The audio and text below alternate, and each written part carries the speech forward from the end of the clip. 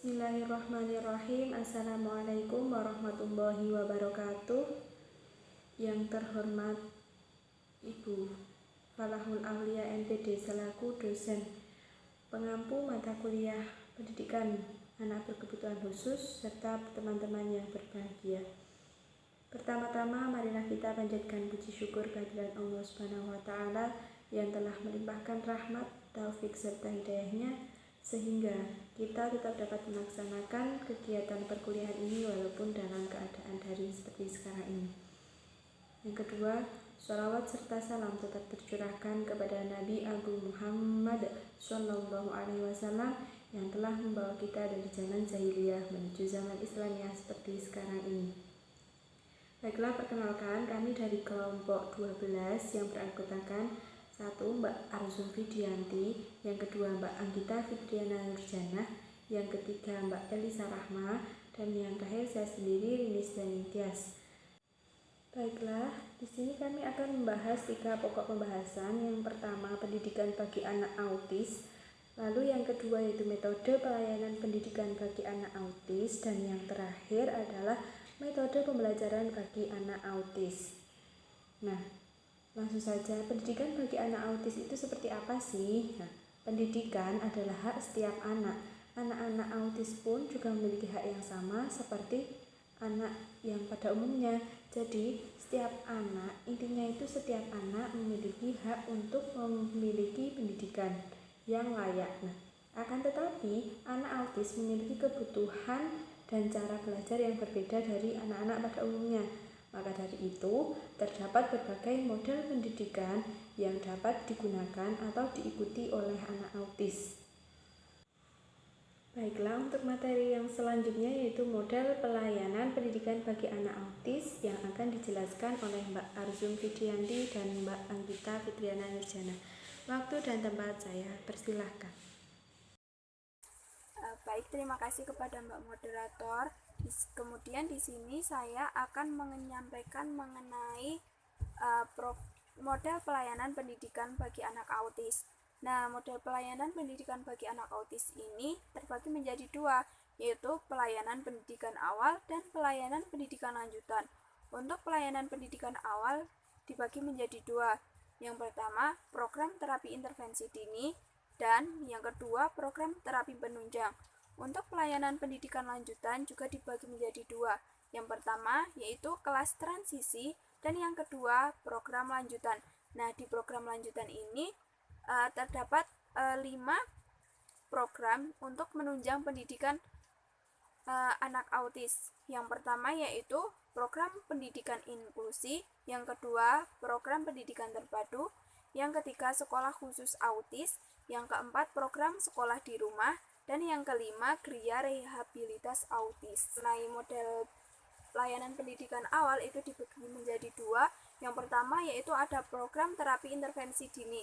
Nah, yang termasuk program terapi intervensi dini bagi anak autis meliputi 4 program, yaitu discrete trial training, yang kedua learning experience and alternative program for preschoolers and parents, dan yang ketiga full time, dan yang keempat treatment and education of autism dan relate.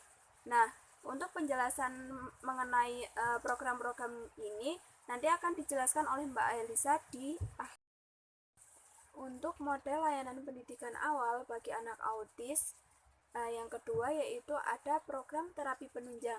Nah, terapi penunjang dapat diberikan dengan disesuaikan karakteristik dan kebutuhan anak. Yang termasuk program terapi penunjang yang pertama ada terapi wicara untuk membantu anak berbicara lebih baik. Yang kedua, terapi okupasi untuk melatih motorik halus anak. Yang ketiga, ada terapi bermain mengajarkan anak melalui belajar sambil bermain. Yang keempat, terapi medikamentosa atau dengan memberikan obat-obatan. Yang kelima, terapi melalui makan diet untuk anak-anak yang mengalami gangguan pada sensoriknya. Kemudian ada sensory integration terapi untuk anak-anak yang mengalami gangguan pada sensorinya. Kemudian ada auditory integration terapi agar pendengaran anak lebih sempurna. Kemudian ada biomedical treatment atau terapi, yaitu dengan penanganan biomedis yang lebih sempurna atau lebih mutakhir. Kemudian yang terakhir ada terapi musik, yaitu jenis terapi tambahan yang diperlukan untuk masing-masing anak dengan pertimbangan. Selanjutnya kita masuk pada model layanan pendidikan lanjutan bagi anak autis. Nah, di pendidikan lanjutan ini yang pertama yaitu ada kelas transisi. Kelas transisi ini merupakan kelas untuk membantu anak autis dalam mempersiapkan transisi ke bentuk layanan pendidikan lanjutan. Nah, untuk kurikulum acuan kurikulum kelas transisi ini disesuaikan dengan kurikulum SD yang berlaku yang kemudian dimodifikasi sesuai dengan kebutuhan. Nah, untuk siswa kelas transisi pada saat tertentu dapat digabungkan dengan siswa SD reguler. Adapun persyaratan umum untuk menjalankan kelas transisi ini, yang pertama sudah pernah menjalani terapi intervensi dini seperti yang sudah saya jelaskan tadi di atas. Kemudian yang kedua, bisa belajar secara klasikal. Yang ketiga, guru terlatih dan terapis.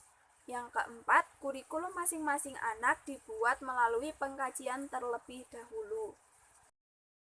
Adapun layanan pendidikan lanjutan bagi anak autis yang kedua yaitu dinamai dengan program lanjutan. Nah, yang termasuk program lanjutan ini sendiri, yang pertama ada program pendidikan inklusi. Nah, program pendidikan inklusi dilaksanakan pada sekolah reguler yang menerima anak MLK termasuk anak autis. Adapun program ini dapat berhasil bila yang pertama ada keterbukaan dari sekolah umum. Yang kedua, tes masuk tidak didasari hanya oleh tes IQ untuk anak normal. Yang ketiga, dukungan dari semua pihak di lingkungan sekolah. Yang keempat, tersedianya tempat khusus terapi. Yang kelima, sebelum masuk sekolah, anak diperkenalkan pada lingkungan sekolah dengan mengikuti kegiatan-kegiatan tertentu bersama-sama dengan anak-anak reguler. Kegiatan tersebut seperti olahraga, musik, tari, upacara, dan sebagainya. Serta idealnya dalam satu kelas sebaiknya hanya ada satu anak autis. Baik, saya akan melanjutkan penjelasan dari Mbak Arsum, yaitu program lanjutan. Program lanjutan yang kedua setelah program pendidikan inklusi yaitu adalah program pendidikan terpadu. Program pendidikan terpadu ini juga dilakukan di sekolah reguler. Adanya karakteristik anak autis yang berbeda-beda itu membutuhkan penanganan khusus. Maka dalam program pendidikan reguler ini, anak-anak autis itu akan diberikan pelayanan di kelas khusus apabila mereka itu membutuhkan pelayanan tersebut. Jadi mereka itu tidak selamanya akan berada di kelas khusus tersebut. Mereka itu masih bisa mengikuti kegiatan lainnya seperti upacara, karya wisata, olahraga, dan lain sebagainya. Keberhasilan dari program pendidikan terpadu ini itu akan terjadi apabila anak-anak autis tersebut berhak untuk memilih mata pelajaran yang mereka mampu saja. Selain itu, anak-anak autis ini tuh juga berhasil untuk tamat dalam melakukan pembelajaran bersama-sama di sekolah reguler tersebut. Dan apabila dalam sekolah umum tersebut terdapat paling tidak 1:1 mengenai tempat khusus yang dapat digunakan oleh anak autis tersebut dalam melakukan terapi apabila mereka membutuhkannya. Kemudian program lanjutan yang selanjutnya yang ketiga yaitu adalah sekolah khusus autis. Sekolah khusus autis ini tuh diperuntukkan bagi anak-anak penyandang autis yang mana mereka itu sudah tidak bisa atau tidak memungkinkan untuk mengikuti pendidikan di sekolah reguler, baik itu inklusi maupun di pendidikan terpadu. Karakteristik anak-anak autis yang mengenyam pendidikan di sekolah khusus autis ini adalah anak-anak autis yang sulit berkonsentrasi dengan distraksi di sekitar mereka. Maka penekanan pembelajaran dan pendidikan dalam sekolah khusus autis ini tuh pada pengesahan bakat, bina diri, serta minat yang sesuai dengan potensi atau ketertarikan si anak autis tersebut. Nah, program yang selanjutnya yang keempat yaitu adalah program sekolah di rumah atau homeschooling program. Program ini itu diperuntukkan bagi anak-anak autis yang mana mereka itu sudah tidak bisa lagi mengikuti pembelajaran di sekolah khusus. Caranya adalah dengan cara mendatangkan guru atau terapis yang bekerja sama dengan pihak sekolah, orang tua dan masyarakat setempat, dan belajar dilakukan di rumah. Nah, pembelajaran ini tuh tidak selalu bersifat formal, akan tetapi lebih fleksibel. Jadi bisa belajar sambil bermain, belajar sambil berkomunikasi, dan lain sebagainya. Tujuan dari homeschooling program ini adalah untuk menyiapkan anak lebih mandiri, mampu mengurus dirinya sendiri, tidak merepotkan orang lain, dan bisa bersosialisasi dengan masyarakat sekitar. Keberhasilan dari program ini tuh juga sangat ditentukan oleh tingkat keparahan autis yang diderita oleh si anak, kemampuan pihak-pihak yang berkaitan dalam melaksanakan program ini, dan juga dipengaruhi oleh situasi di sekitar rumah tersebut. Kemudian program lanjutan yang terakhir, yang kelima, yaitu adalah GRIA Rehabilitasi Autis. GRIA atau Panti Rehabilitasi Autis itu diperuntukkan bagi anak-anak autis yang mana mereka itu sudah menderita atau penyandang autis yang sudah berat atau sangat parah, sehingga kemampuan mereka itu lemah, sehingga mereka itu membutuhkan pelayanan atau bantuan khusus. Maka mereka itu bisa dimasukkan ke dalam GRIA atau Panti Rehabilitasi Autis. Nah, dalam GRIA atau Rehabilitasi Autis ini tuh bertujuan agar anak-anak autis tersebut itu mampu untuk mengembangkan sensorik motorik, persepsi, motorik kasar, motorik halus, kemampuan berbahasa, berkomunikasi, bina diri, kemampuan mental dan spiritual, dan keterampilan kerja terbatas yang sesuai dengan bakat, minat, kemampuan, dan potensi si anak tersebut. Demikian yang dapat saya sampaikan. Kurang lebihnya saya mohon maaf. Untuk materi selanjutnya akan disampaikan oleh Mbak Elisa. Terima kasih. Materi berikutnya adalah metode pembelajaran anak autis. Metode dalam pembelajaran anak autis adalah metode yang memberikan gambaran konkret tentang sesuatu sehingga anak dapat menangkap pesan, informasi, dan pengertian tentang sesuatu tersebut. Pendekatan pembelajaran yang dapat dilakukan untuk anak autis merupakan perpaduan dari metode yang ada, di mana penerapannya dapat disesuaikan dengan kondisi dan kemampuan anak serta materi dari pengajaran yang diberikan kepada anak. Metode tersebut antara lain yakni yang pertama DTT atau Discrete Real Training, merupakan pembelajaran perilaku yang dalam pembelajarannya sendiri dilakukan dengan menggunakan stimulus dan respon yang dikenal dengan operant conditioning. Yang kedua adalah Learning Experience and Alternative Program for Preschooler and Parents. Metode ini sama dengan DTT, tetapi anak langsung berada dalam lingkungan sosial, yakni bersama dengan teman-temannya.